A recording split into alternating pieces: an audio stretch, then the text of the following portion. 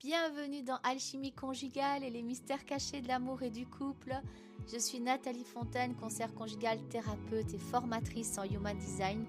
Depuis plus de 14 ans maintenant, je reçois des couples, je les accompagne à mieux se comprendre et à transformer leurs blessures en des blessures conscientes pour pouvoir ensuite aller les travailler. Aujourd'hui, nous allons explorer un centre souvent méconnu parce qu'il est petit dans votre bodygraph, mais ô combien puissant, c'est le centre de l'ego. Donc appelé aussi centre du cœur-ego ou centre de la volonté. C'est parti.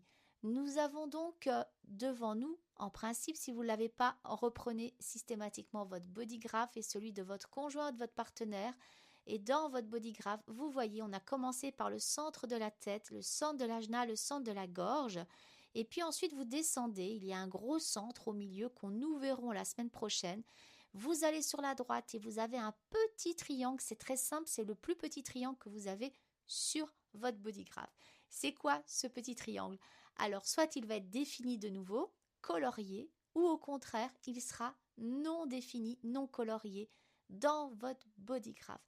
Eh bien, ce centre, c'est le centre de la volonté, c'est le centre de l'engagement, c'est le centre de l'estime de soi, de la valeur personnelle. Bref, c'est un centre hyper important puisque c'est le centre aussi qu'il va venir vous jouer pas mal de tours dans votre vie. On le sait que beaucoup de gens ont du mal à avoir de l'estime de soi, de la confiance en soi, de la valeur. Eh bien, c'est ce petit triangle qui est en partie responsable de tout ça. Quand il est défini, on est parti, quand il est colorié dans votre bodygraph, eh bien la personne, elle a ce qu'on appelle à nouveau une volonté constante. Vous savez que les centres qui sont définis, ce sont des centres qui sont fixes, qui sont fiables, sur lesquels on peut se reposer. C'est une personne qui, en principe, j'y en principe parce que je vous expliquerai après, c'est dire je m'engage, j'ai de la volonté, qui peut avoir d'estime d'elle, en tout cas c'est déjà beaucoup plus accessible. Elle a cette clarté aussi, elle peut faire preuve de motivation, de forte décision, c'est tout ça le centre de l'ego, mais aussi attention parfois d'un certain contrôle ou d'une certaine rigidité. Parce qu'il y a des portes activées dans votre centre de l'ego. Vous voyez les petites portes, la 21 par exemple, si elle est entourée dans votre bodygraph, c'est la porte du contrôle. Voilà. Quand il est non défini, non coloré, donc dans votre bodygraph ou celui de votre conjoint, de votre partenaire, eh bien cette volonté, elle est variable. Cette estime de soi, elle est variable. L'engagement aussi. C'est un centre qui est fort influençable, qui est donc plus vulnérable. Vous savez que les centres non définis ou totalement ouverts sans aucune porte de colorier dans votre bodygraph, dans ce petit centre, eh bien c'est un centre qui est en miroir, qui est ouvert, encore plus soumis à la vulnérabilité, à l'influence. Mais ce sont des centres de sagesse. N'oublions jamais aussi que ce sont des centres d'exploration et de sagesse. Je reviens à mon centre non défini de l'ego, du cœur égo. La personne, elle peut avoir du mal à savoir quand dire oui et quand dire non. Elle va aller chercher la validation chez les personnes, voir si c'est OK, si elle peut. Elle cherche souvent aussi à prouver qu'elle est digne d'amour ou de valeur. Donc elle va en faire parfois des tonnes aussi pour pouvoir être sûre d'être aimée. Il y a plein de petites choses, plein d'exemples évidemment à vous donner avec le centre du cœur égo. Mais on va partir aussi surtout sur les conflits de couple autour de ce centre. Bon, c'est un centre, vous avez compris, extrêmement sensible car il touche à ce que chacun ressent au niveau de sa valeur et également au niveau de sa valeur dans la relation. Si on prend maintenant un ego défini et un ego non défini, à chaque fois, c'est 3 configurations. On est sur la première configuration. L'un de vous deux a un centre qui est défini, fixe, fiable, colorié dans votre bodygraph et l'autre pas. Celui qui a l'ego défini va peut-être être très affirmé, selon ses portes aussi, les activations dans ce centre, parfois autoritaire, parfois aussi vouloir tenir ses engagements coûte que coûte, et attendre surtout que l'autre, le conjoint, votre chéri, en fasse tout autant. Mais cette personne n'a peut-être pas justement son fameux cœur égo défini. Et ça va poser des problèmes. Celui avec l'ego non défini, il peut douter de lui, il peut surréagir, il peut se surengager, ou à l'inverse, complètement se sentir écrasé et se faire écraser aussi. Ok ?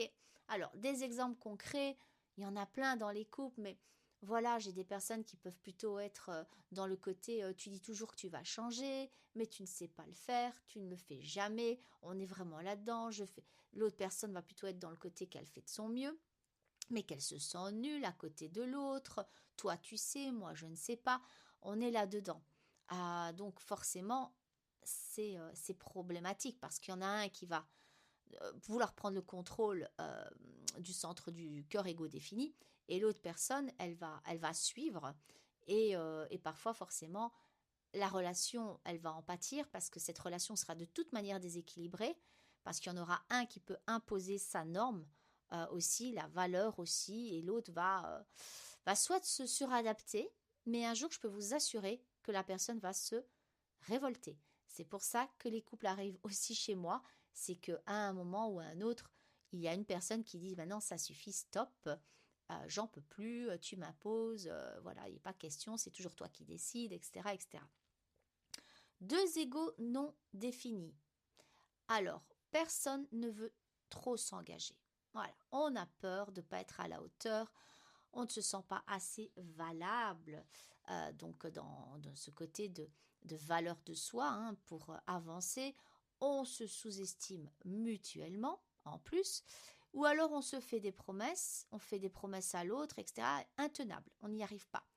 Mais ça, c'est plutôt dans l'espoir de sauver le couple, le lien. On n'arrive pas parce que ça ne fait pas partie de nous à la base. Et puis on peut avoir des conditionnements ailleurs, comme je vous ai dit, les autres centres, ceux qui sont aussi le centre de la tête qu'on a déjà vu et l'ajna, si ce centre-là est ouvert, il est aussi non défini, bah en plus vous avez des croyances là dans la tête supplémentaires qui ne vont pas venir vous aider. Si je dois vous donner des petits exemples, oui, on peut avoir des personnes qui peuvent aussi rentrer dans je t'avais dit que j'allais changer, voilà, ou tu m'avais dit que tu allais changer et on n'y arrive pas, donc on se sent nul aussi à ce niveau-là. Voilà, je sais même pas si je mérite ton amour, tu es mieux que moi, et l'autre personne va dire c'est pas vrai. Enfin, on est parti dans des choses voilà, qui sont pas top non plus, parce que on est là dans une fragilité au niveau du couple, fragilité dans l'engagement.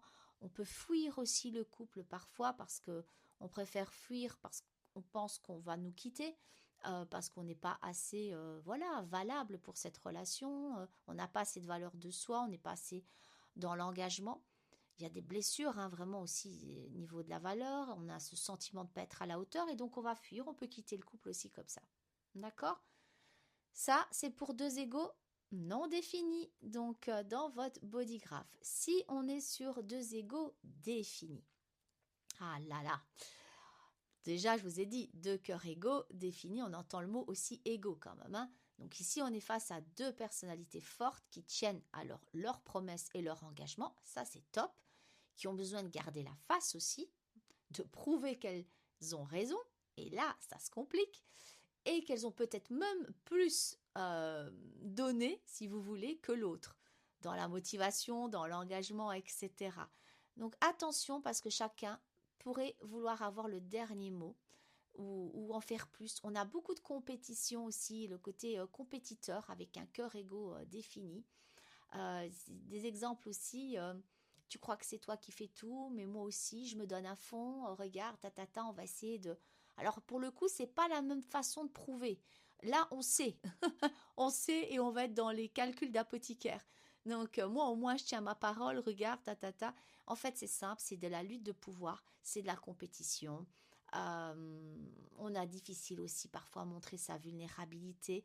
On est un peu fort dans le côté de la force. Il y a tout ce côté-là dans le cœur égo défini aussi. Et bien sûr que les portes sont importantes.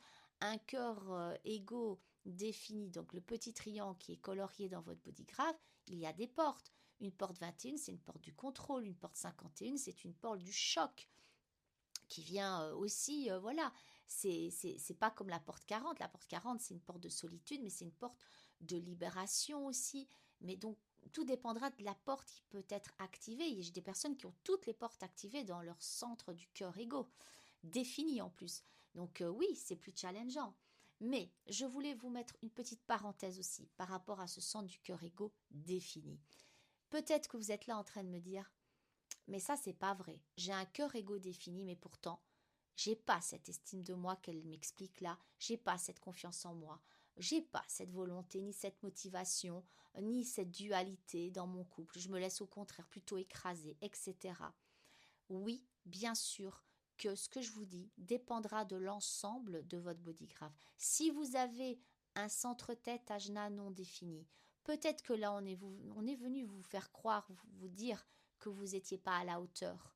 Et vous partez avec ces croyances. Et ce fameux petit cœur égo que vous avez là et qui est bel et bien là, vous ne le ressentez pas. Peut-être qu'il est dans votre inconscient, peut-être que tout ce qui est autour, en partie, il y a aussi du rouge, beaucoup de rouge. Le rouge, c'est de l'inconscient. Donc, on peut avoir des personnes qui ne ressentent pas un centre parce que 88 jours avant leur naissance, il y a un autre type énergétique qu'on peut être. Et c'est le jour de votre naissance et les 88 jours avant votre naissance, les deux ensemble qui font celui que vous êtes aujourd'hui. Et c'est celui qu'il faut suivre, hein, votre autorité, votre stratégie. Si je parle de moi, je suis réflecteur en inconscient et en conscient, et pourtant, je suis les deux ensemble un générateur émotionnel. Et ma stratégie, c'est bien de répondre, et mon autorité, c'est bien attendre la clarté émotionnelle. J'ai un autre fils qui est projecteur en inconscient et qui est par contre générateur en conscient. Voilà, et donc il est générateur et régénérateur, mais il peut fonctionner parfois un peu en mode projecteur. Et ça peut arriver. Moi, j'ai des personnes aussi qui ont des centres et qui me disent, je ne les ressens pas. Il faut voir s'il est activé en conscient ou en inconscient. Tout ça, c'est fort important. OK? Donc oui, si vous ne ressentez pas ce cœur égo défini, il y a toujours une raison, croyez-moi, dans votre bodygraph, qui pourra vraiment nous montrer pourquoi vous ne sentez pas ce cœur égo défini. Par contre, il va être beaucoup plus accessible à vous que des personnes qui ne l'ont pas et qui l'auront peut-être via un transit planétaire un jour, peut-être avec une activation de leur conjoint, où là ils vont se dire waouh, aujourd'hui j'avais de la volonté, aujourd'hui je me suis affirmée, j'étais motivée, et ils vont se dire bah, c'est bizarre. 2, 3 jours après, je n'ai plus cette volonté, je n'ai plus cette motivation. Mais oui, forcément, parce que ça a été activé temporairement. Mais de base, ce n'est pas quelque chose que vous avez de manière constante. C'est pour ça qu'on parle de fixe et fiable. Mais le fixe et fiable peut aussi cacher d'autres choses et un cœur égo qui est là dans votre bodygraph et que vous ne ressentez pas, il y a une raison. Il y a du conditionnement ailleurs. Et c'est ça que moi je propose aussi d'aller voir quand je fais mes composites de couple ou les composites personnels, individuels, c'est d'aller voir tout votre ensemble de qui vous êtes, toutes vos portes, tous vos centres, tous vos canaux. Et je fais cette lecture-là pour vous, c'est votre mode d'emploi. Ok? Voilà pour ce fameux centre du cœur égo qui, vous voyez, a beaucoup, beaucoup d'importance. On le sait, le nombre de personnes qui viennent travailler l'estime de soi, la confiance en soi, c'est pas rien. Ce que je peux vous dire aussi dans mes séances de couple, c'est que ce cœur égo peut amener des attentes qui sont irréalistes de l'autre. Voilà, toujours vouloir prouver qu'il m'aime. Des blessures d'abandon liées à la valeur. Elle m'a quitté parce que j'étais pas assez bien. Ça arrive, je les entends ces phrases-là. Des problèmes de confiance. Voilà, je crois plus en les promesses, je crois plus en ces promesses. C'est hyper important, mais c'est aussi un des centres qui est dans les relations hyper intéressant à aller voir. Voilà, faites attention de ne pas être dans le truc, moi je fais ça, alors toi tu dois faire ça, je me sacrifie, alors tu devrais m'aimer avec tout ce que je fais pour toi. Vous voyez ce genre de choses? Parce que les attentes dans les relations avec un cœur égo, aussi, d'être reconnu pour tout ce qu'on fait, et si ce n'est pas le cas, le ressentiment, les reproches, répéter encore et encore, ben, ça fatigue, l'épuisement, la suradaptation aussi. Les petites clés d'harmonisation pour le centre de cœur égo défini, eh bien, on n'impose pas sa volonté comme une norme à son partenaire. On reconnaît aussi la valeur qu'il a, même si elle est différente de la nôtre. Et aussi, attention au niveau de l'engagement. Votre engagement est fort, mais ce n'est pas une compétition de volonté. On laisse aussi l'amour prendre place. On aurait tendance à l'oublier avec le cœur égo. On entend quand même le mot cœur, hein. Et pour l'ego non défini, la clé d'harmonisation, eh bien, vous n'avez rien à prouver. Donc, apprenez à dire non, mais sans culpabiliser, parce que ça aussi, j'entends beaucoup. Si je dis non, est-ce que je vais encore avoir son amour? Est-ce qu'il va encore m'aimer, etc., etc.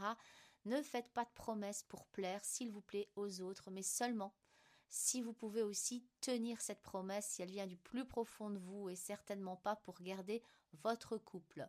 Ok? Allez, pour le couple, clarifiez surtout vos attentes réciproques.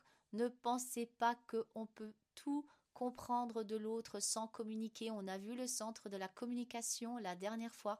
Donc, regardez à nouveau cette communication définie, non définie dans votre centre de la gorge. C'est important. Apprenez à exprimer vos besoins, mais sans pression non plus. Et célébrez, évidemment, eh bien, quand vous voyez que vous avez été capable de tenir des engagements tous les deux, c'est super. Donc, moi, laissant toujours l'espace l'un à l'autre dans son individualité, bien sûr. Conclusion de notre petit centre du cœur égo, eh bien, vous voyez, hein, il prend beaucoup de place, surtout dans les couples aussi. Ah, le centre de l'ego nous rappelle que l'amour, c'est pas une performance du tout. Il ne mesure pas le nombre de sacrifices que vous allez faire ou de promesses tenues ou de cadeaux, je ne sais pas quoi encore. Mais c'est surtout la sincérité du cœur. Ok, donc dans un couple, la vraie force, c'est de pouvoir dire je m'engage, ok, avec toi, mais pas pour te garder. Sinon, on est parti dans de la dépendance affective. Ok, c'est je m'engage parce que j'ai envie de m'engager avec toi, mais pas parce que tu m'as demandé qu'on se marie et en fait j'ai pas envie, mais sinon je vais te perdre. Ça peut aller très très très loin quand on a un cœur égo non défini. Dans le prochain épisode, je vous parlerai du centre G et ça aussi c'est un sacré centre, le centre de l'identité, de la direction et de l'amour inconditionnel. Donc on ira explorer tout ça ensemble, tout ce que ça vient changer dans un couple quand on ne sait pas qui on est. Et croyez-moi, c'est le challenge de beaucoup de gens de ne pas savoir qui ils sont profondément. Et l'Human Design est là pour ça aussi.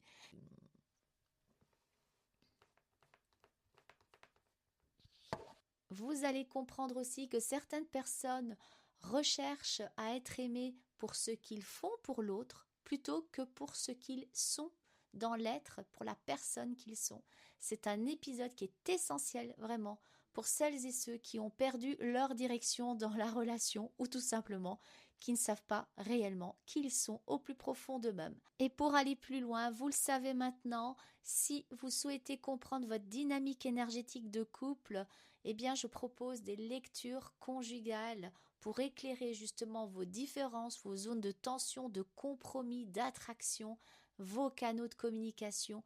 Bref, ce chemin est un chemin d'évolution ensemble et vous pouvez tout apprendre avec le Human Design. Je propose également une formation en ligne complète dans laquelle je t'accompagne à décrypter une carte de A à Z, que ce soit pour ton propre développement personnel, pour ton couple, pour tes enfants ou pour intégrer le Human Design dans ta pratique pro. On y explore les centres, les profils, les canaux, les portes, la croix d'incarnation, les transits, les variables. Bref, c'est un véritable voyage intérieur pour aller révéler tes potentiels et aussi ceux des personnes que tu accompagnes. Toutes les infos sont sur mon site www.nataliefontaine.com et restez bien attentifs car je vais tout prochainement lancer un nouveau projet. Il arrive bientôt, il est en lien avec l'alchimie conjugale et on n'oublie pas que pour le centre du cœur égo, la vraie promesse en amour, c'est d'être soi. À très bientôt.